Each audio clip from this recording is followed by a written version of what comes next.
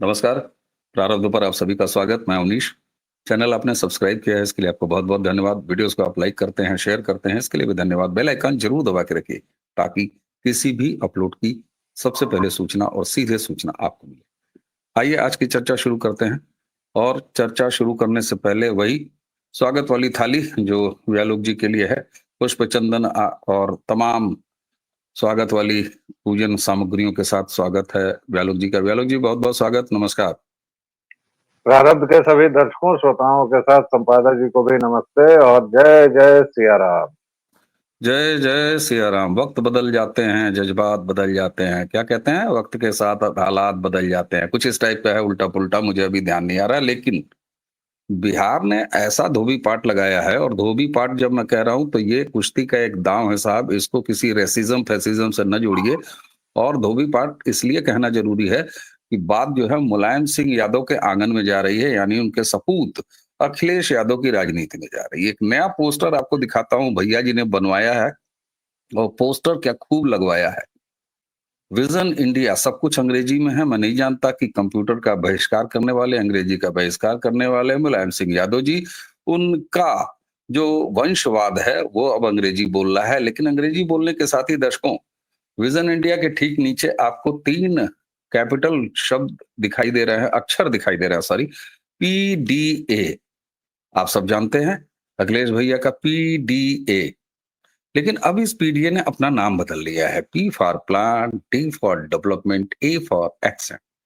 आइए जरा अब इसको हिंदी में देखते हैं। प्लान योजना, डेवलपमेंट विकास, एक्शन ऊपर चढ़ेंगे, यानी चढ़ान। आइए अब व्यालोक जी के पास चलते हैं, और इसी के साथ एक और तस्वीर आपको शुरुआत में ही दिखा देता हूं।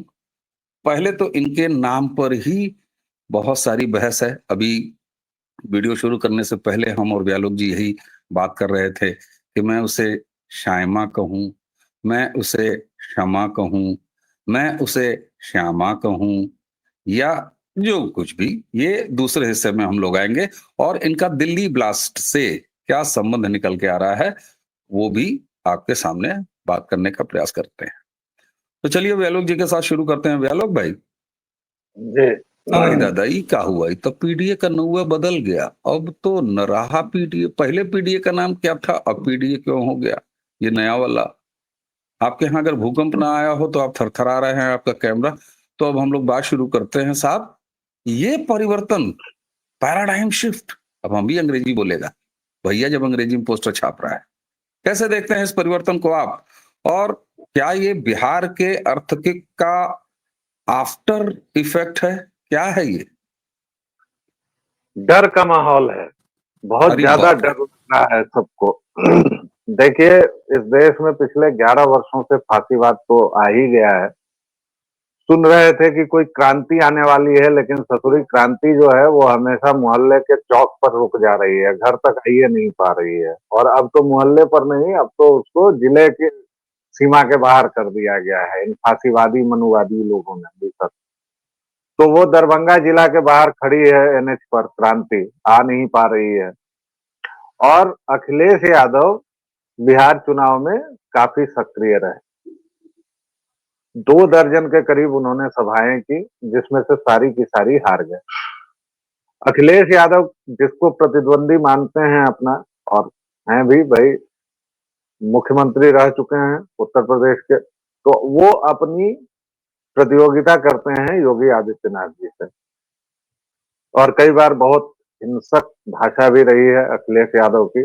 जैसे अभी जब योगी जी यहाँ आए हुए थे और उन्होंने अप्पू टप्पू पप्पू का उदाहरण दिया, तो उसके बाद अखिलेश यादव भूल गए कि वो नेता प्रतिपक्ष हैं, सांसद हैं, क्या हैं, नहीं है। और उन्होंने बहुत ही आपत्तिजनक टिप्पणी गोरक्षपीठाधीश्वर के बारे में की थी कि उन्हें फलाने जमात में बिठा दिया जाए तो बहुत अंतर नहीं आएगा, वगैरह वगैरह। उस पर कोई, इन पर कार्रवाई नहीं हुई, और दिक्कत यही है कि कार्रवाई नहीं होती है।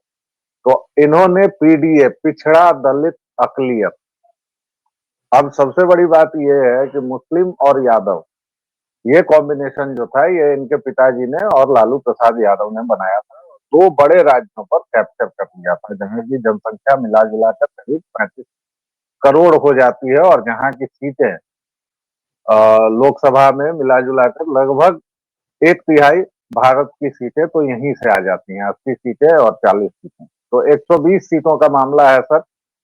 बहुत डर का माहौल है। शुरुआती टिप्पणी यही मैं करना चाहूंगा कि बहुत डर का माहौल है और इसीलिए अखिलेश यादव कल को धारा प्रवाह अंग्रेजी बोलते सुनाई पड़ जाए तो उसमें भी आश्चर्य मत कीजिएगा, क्योंकि अब दिमागी तवाजुन हो गया है इन लोगों का खराब।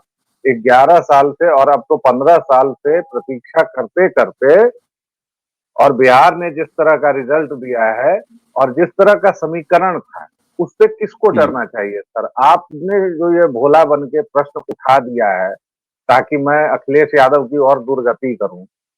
बिहार के समीकरण के बाद एमवाई समीकरण वहां का भी, एमवाई समीकरण यहाँ का भी, वहां का मुस्लिम तो कांग्रेस की ओर थोड़ा बहुत छिटका, यादव कम से कम 25-30% वोट बिहार का एनडीए की तरफ शिफ्ट हुआ है। तो इससे डरेगा कौन सर? मैं डरूंगा थोड़े ना। मेरा क्या लगा हुआ है नाव में यूपी पर? भैया का लगा हुआ है, नक्सेड़ जादू जी का लगा हुआ है, टीपू जी का लगा हुआ है। डर रहे हैं और आप जैसे मनुवादी ब्राह्मणवादी लोग उसको डरा रहे हैं। अब बताइए भोरे भोरे इस पर चर्चा करने की क्या जरूरत थी? वो फिर डरेंगे कि ये देखो हम कितना बढ़िया अंग्रेजी में लिखे, कितना बढ़िया पोस्टर बनाए, एसेंट वेसेंट क्या सब लिखे हैं, और ये दोनों बैठ के सुबह सुबह पोल खोल दिया, पोलम पट्टी खोल दिया कि भैया तो डरे हुए हैं। जी हाँ, आप जो कह रहे हैं ना कि मैं मुस्कुरा मुस्कुरा के आपको छेड़ रहा हूं, तो हमारी तो मंशा ही यही है कि आप उत्तेजित होके अखिलेश जी के लिए कुछ बोलें और जो हमारा ये समाजवादी परिवार है वो आपके ऊपर मुकदमा दर्ज करा जाए और व्यालोक जी अंदर, फिर हम सिंगल वीडियो बनाएंगे बैठ के प्रारंभ पर। हमारी तो यही मंशा है। अच्छा ये बताइए, ये काम ये लखनऊ में बैठ के कर सकते थे? जो इनका हिंदी से अंग्रेजीकरण हुआ है, उत्थान उत्थान की बात कर रहे हैं, पीडीए का चोला फुल फॉर्म जो बदला है, तो ये इन्होंने उत्तर प्रदेश से बाहर जाके क्यों किया? और क्या आपको एक बात ध्यान आई? अब इन्होंने जो एक टीम तैयार की है उसमें एक भूतपूर्व आईएएस भी हैं और कुछ अंग्रेजी दार लोगों को जोड़ा है, और आप कह रहे हैं कि योगी जी से कंपटीशन कर रहे हैं। भैया बहुत ऊपर निकल गए हैं, वो सीधे मोदी जी से अपना कंपटीशन कर रहे हैं। कहाँ नहीं पड़े नहीं हो नहीं चक्कर में, कोई नहीं है टक्कर में। हाँ, नहीं नहीं नहीं नहीं, भैया के आसपास जो लोग आ रहे हैं, और भैया चूंकि समधी भी लगते हैं किसी बहाने, भाई लालू यादव की जो बेटी हैं राजलक्ष्मी, उनकी शादी हुई है मुलायम खानदान में, उनके पोते लगेंगे तेज प्रताप उनसे। तो दोस्ती तो बहुत गहरी है दोनों यादव परिवारों की, बिहार के और यूपी की। और हाल फिलहाल में बिहार में जब ये लोग घूम रहे थे 9वीं फेल राजकुमार राहुल विंची के साथ, और जब अखिलेश भैया गए हुए थे वहां, तो साथ में कौन लोग थे अवनीश भाई, उसकी तरफ पॉइंट आउट मैं करना चाहूंगा, और उसकी तरफ दर्शकों आपका भी ध्यान जाना चाहिए। इनके साथ थे स्टैलिन, इनके साथ थे चन्नी, इनके साथ वो तेलंगाना का मुख्यमंत्री था जो बिहारी डीएनए को गाली दे चुका है, इनके साथ सीपीआई के डी राजा थे, इनके साथ वो तमाम लोग थे जो सनातन के साथ साथ बिहार को और सबको गाली देने का भरपूर कार्यक्रम पूरी जनता को दिखा चुके थे। तो बिहार और उत्तर प्रदेश दोनों, और सर इस पर अभी लोग हंस सकते हैं, मुझे कॉन्स्पिरेसी थियरी वाला बता सकते हैं, लेकिन बिहार और उत्तर प्रदेश दोनों पर जिहादियों के साथ साथ अब मिशनरियों का बहुत तेज आक्रमण हुआ है, नए तरीके से हुआ है, क्योंकि वो लोग समझ गए हैं कि ये दो सबसे बड़े राज्य जब तक नहीं टूटेंगे, और क्योंकि इन्हीं दो राज्यों में उपराष्ट्रीयता का अभाव है, तो इन पर अब चौतरफा आक्रमण करो और यहाँ पर फॉल्ट लाइंस खोजो। आपको याद होगा, और आपको याद क्या होगा मैं दर्शकों को बता दूं कि वेस्टर्न यूपी में आप अभी भी जाएंगे तो वहां हिंदुत्व के खिलाफ, सनातन के खिलाफ इतना जहर भरा जा चुका है कि कई बार तो कुछ यादव जी लोग भी कहते मिल जाएंगे कि हम लोग हिंदू नहीं हैं। जहर यहाँ तक पहुंच गया है। जी ठीक। बिल्कुल ठीक बात है। और ब्यालोक जी, मैं आपसे ज्यादातर असहमत रहता हूँ। मुझे जी, हंसते मुस्कुराते हुए कर रहे हो, लेकिन इस बात पे पता नहीं कैसे मैं आपसे सहमत हूँ। आप याद कीजिए, बिहार के जी, चुनाव को जब भी हम डिस्कस कर रहे थे, आपके उसी दरभंगा में जब मंच सजा था, स्टालिन से लेके चन्नी तक आए थे, तो मैंने जी, कहा था कि ये राहुल गांधी वेटिकन के रिप्रेजेंटेटिव का एक नया प्रयोग है, और ये एक नया वोटर वर्ग या बैंक ये तैयार कर रहे हैं, मुस्लिम के साथ ईसाई वोट बैंक, जो कि अगर 3, 4, 5% का भी हो निकल के आ गया जमीन पर, तो वो इलेक्शन में काफी असर डाल सकता है। हालांकि बिहार ने सब कुछ चौपट कर दिया। अखिलेश भाई पर, भैया जी पर एक सवाल और कर लेता हूँ। एक चीज आपने ध्यान दिया, मेरे पास जी, खबर है, अब आप इसकी सत्यता बताइएगा, सत्यता के साथ थोड़ा इसको विश्लेषित भी कर दीजिएगा। सुना है भैया जी ने इंटरनली अपने चेले चपाड़ों या अपने जो ह्यूमन रिसोर्स हैं, जो उनका अपना पार्टी काडर है, उनको ये निर्देश दिया है कि ये नो गालीबाजी, नो धार्मिक आलोचना, आलोचना मत करना, सनातन को गाली नहीं देना, फलाने को गाली मत देना, और ये मत करना। मान लीजिए ऐसा उन्होंने कहा भी है, तो क्या जो उनका थेथर फॉलोअर समाज है वो मानेगा? और अगर मान लीजिए उसने मान भी लिया, तो क्या बाकी का समाज भूल जाएगा कि इनकी पुरानी आदतें क्या है? देखिए, इनका समाज तो मान जाएगा। इनके जो एमवाई समीकरण में जो लोग आते हैं ना, मुस्लिम यादव समीकरण में, उनके लिए अखिलेश यादव ही सब कुछ हैं। उन्होंने जो कह दिया वो ब्रह्म लकीर हो गई। इन्होंने जो कह दिया वो मानेंगे, तो वो मानेंगे। वो गाली देना बंद कर देंगे। आप देखिए कि वही स्वामी प्रसाद मौर्य, वही लोग, जब मन होता है, जब उनको इशारा मिलता है तो वो लोग भौंकने लगते हैं, जब इशारा मिलता है तो वो लोग कूं करने लगते हैं, जब इशारा मिलता है तो चुप हो जाते हैं। आप देखिए, चुनाव आएगा फिर ये लोग सनातन पर हंगामा करेंगे। चुनाव नहीं है, और पिछले कई चुनावों से इनको लगातार मुंह की खानी पड़ रही है।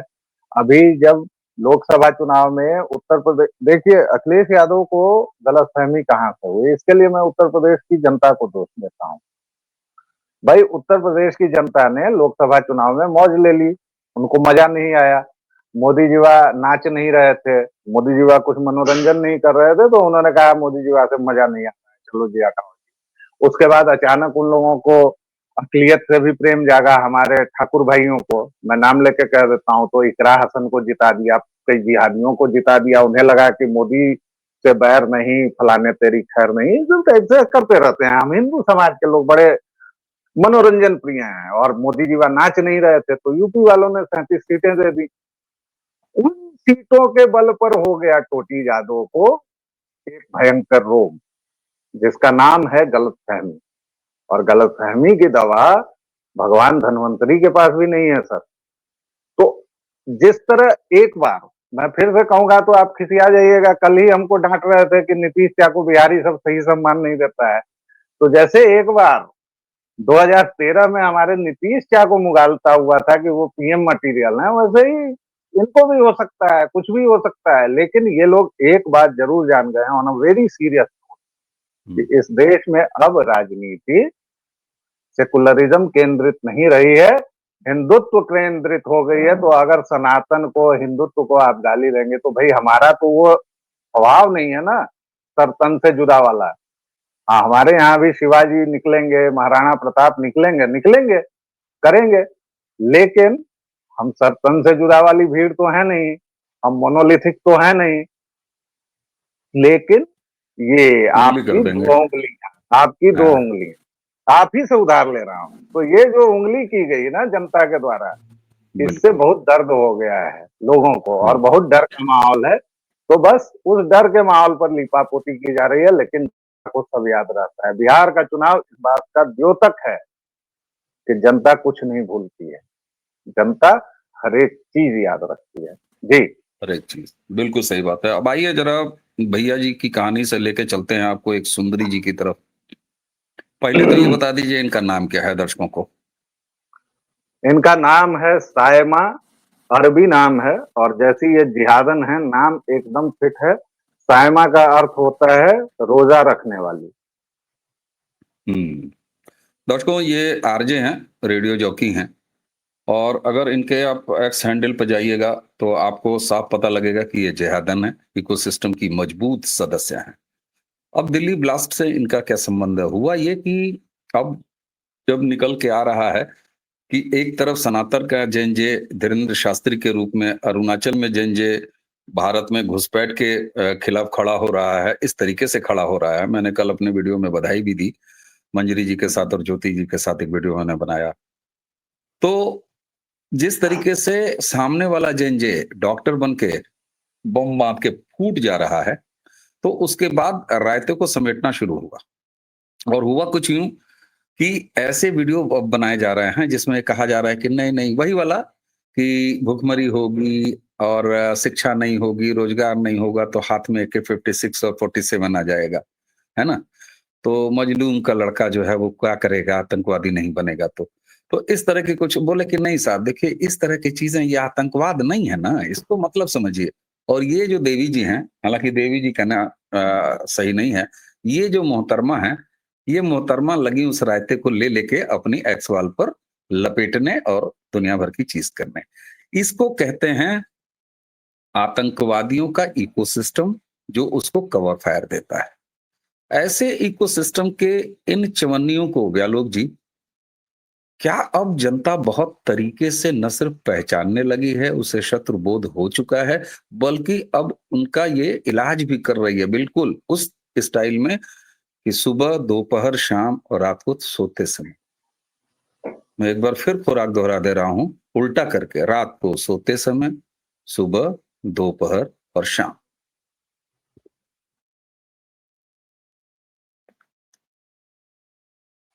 सर ऐसा है कि जनता इनको अगर नहीं दौड़ाती तो इनके ट्विटर हैंडल, एक्स हैंडल, जो भी कहना चाहें आप, इतने हिट नहीं होते। आप जाकर देखिए, कोई भी इस तरह के जिहादी तत्व हो, चाहे ये हो, चाहे आपकी परम प्रिय मित्र पजामा शेरवानी हो, चाहे काना अयूब हो, जो भी ऐसे जिहादन और जिहादी तत्व हैं, जावेद अख्तर से लेकर तमाम, आप जाइए उनके हैंडल पर, 100 कमेंट अगर मिलेंगे तो 99 इनको नंगा करने वाले कमेंट होते हैं, और एक कमेंट वाह भाई, आह भाई, वाह दीदी, हेलो दीदी। वैसे इन लोगों को तो दीदी कहने वाले भी किसी और मकसद से आते हैं, इनके भाई लोग, क्योंकि इनके यहाँ तो वो सब हराम होता नहीं है। तो अगर कोई मोहम्मदन किसी को दीदी कहता है तो उसे बहुत दूसरे अर्थों में भी लेने की जरूरत है। मैं सावधानी से इतना ही कहूंगा। अब देखिए, हमेशा हम लोग ये बात करते रहे हैं कि 3 तरह से मोहम्मदवाद का जो आक्रमण होता है वो 3 तरह से। पहला हरावल दस्ता है जिसने बम फोड़ दिया। अब उसमें आप कहेंगे कि मजलूम, पढ़ा लिखा, ये वो नहीं। पहले आतंक के मदरसे होते थे, अब आतंक की यूनिवर्सिटी।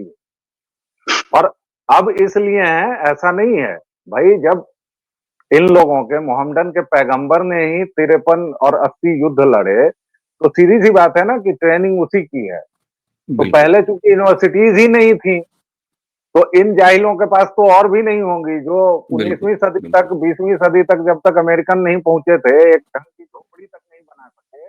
अब ये अलग बात है कि इनके जो बौद्धिक बेटे हैं, जायज नाजायज मैं नहीं जानता, लेकिन इनके जो बौद्धिक बेटे हैं, वो अलग बात है कि वो कहते हैं कि पहला हरावल अरब के दस्ता, ठीक। अरब के फद्दू जो आए जी, पहला हरावल दस्ता होता है जो आक्रमण करता है।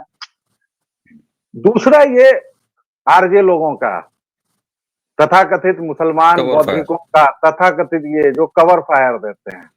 और हम्म। तीसरा और अंतिम ये होता है जो इनके मौलाना औलाना है, जो हम्म। मदरसों से लेके मस्जिदों तक तकरीर करते हैं, जो हर एक शुक्रवार को इन लोगों को बताते हैं कि काफिर कौन है और काफिरों के साथ क्या करना है। क्या किया और जाना अगर चाहिए। लोगों को यकीन नहीं होता है तो किसी भी जगह की मस्जिद पर चले जाइए। मैं आपको कहता हूं, किसी भी मस्जिद पर आप जुमे को चले जाइए और नमाज के बाद आप उसकी तकरीर को केवल सुनिएगा, बस, आपको सब और पता कुछ लग नहीं जाएगा। करना है। जी। बिल्कुल बिल्कुल सही, लेकिन उसी के साथ इनके मौलाना जो इनको सारा ज्ञान देते हैं वो तौकीर रजा हो जाते हैं और जेल में रहते हैं, जमानत नहीं पाते हैं। दूसरा, ये कवर फायर देने वाली इस तरह की जो चवन्नियां हैं, उनको जनता उनके सोशल मीडिया अकाउंट पर रगड़ देती है। और तीसरे जो हरावल दस्ता है, जो बम बन के फट जाता है, तो वो सीरीज में पकड़े जाते हैं और अपनी सजा भुगतते हैं। तो ये बदलाव है नए भारत का।